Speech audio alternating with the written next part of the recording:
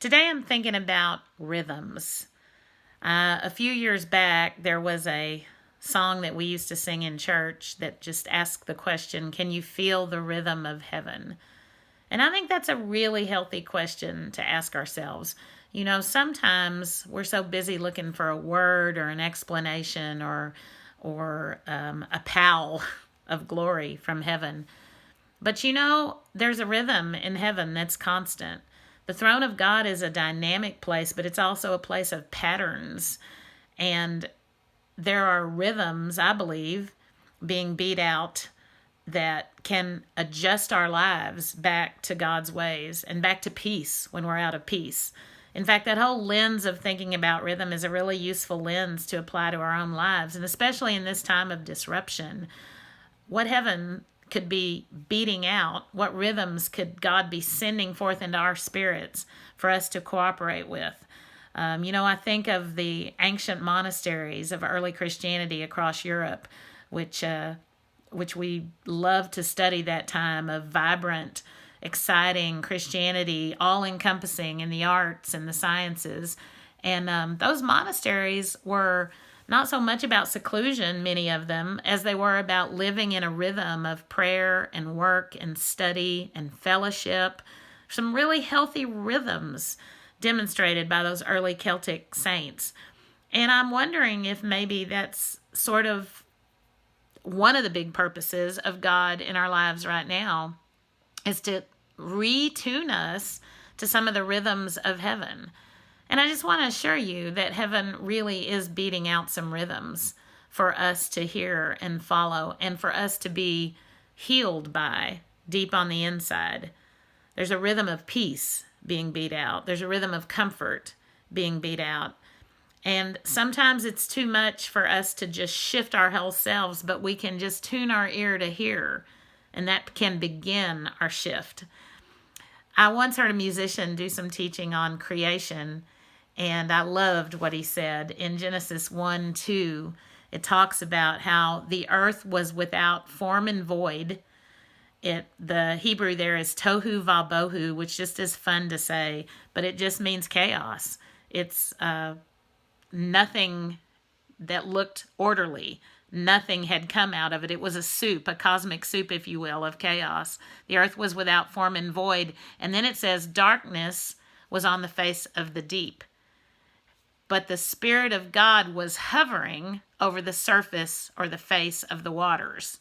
And then the next verse, verse 3, that God spoke and said, let there be light, and there was light. And I extracted from that, wherever darkness is covering, the Spirit of God is hovering. And this musician that I heard once speaking, he actually said that Hebrew word for hovering, one of the translations, and I followed it up, of course, to confirm it, one of the translations is fluttering. And it's also used in Deuteronomy 32, where a bird flutters over her nest to stir up her young. So what is a bird flutter? A bird wing flutter really is an emitting of vibrations. And this musician took it this far, and he said, when darkness was on the face of the deep, the Spirit of God was drumming. He was drumming out a rhythm.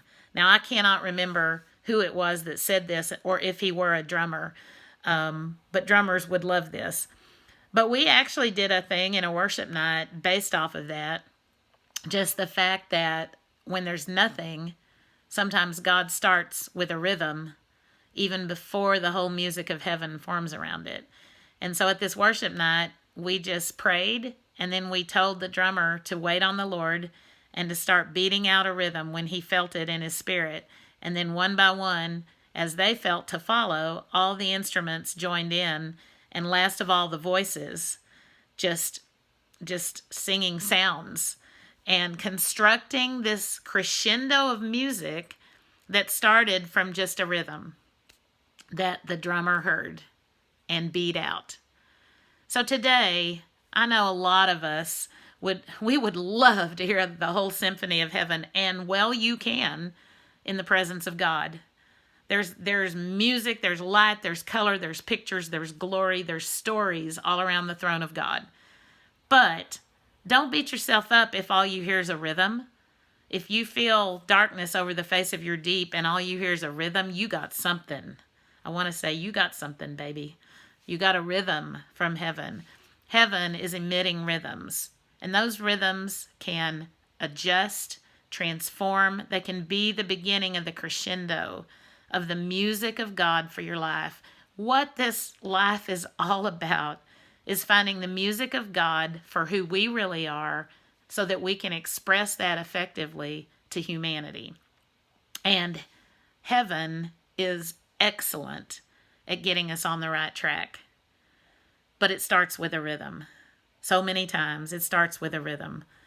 So I just pray that each one of us, as I woke this morning, I felt like, Lord, I want to tune my ear back to the rhythms you have for me this week.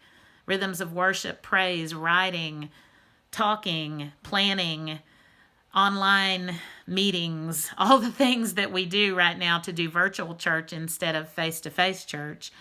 All of those things that we're doing, I don't want them to just be a jumble. I want to hear the rhythm of heaven for my own life. And I want to keep tuning my heart more appropriately to his rhythm. You know that old quote about marching to a beat of a different drummer.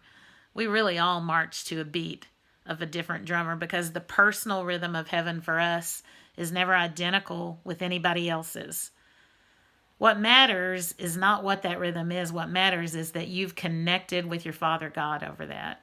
So tune your ear today.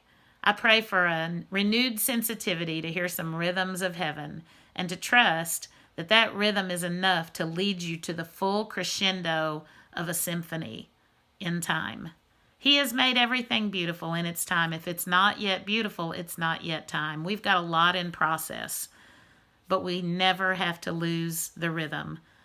When darkness is covering, the Spirit of God is hovering, drumming out a beat for us to follow.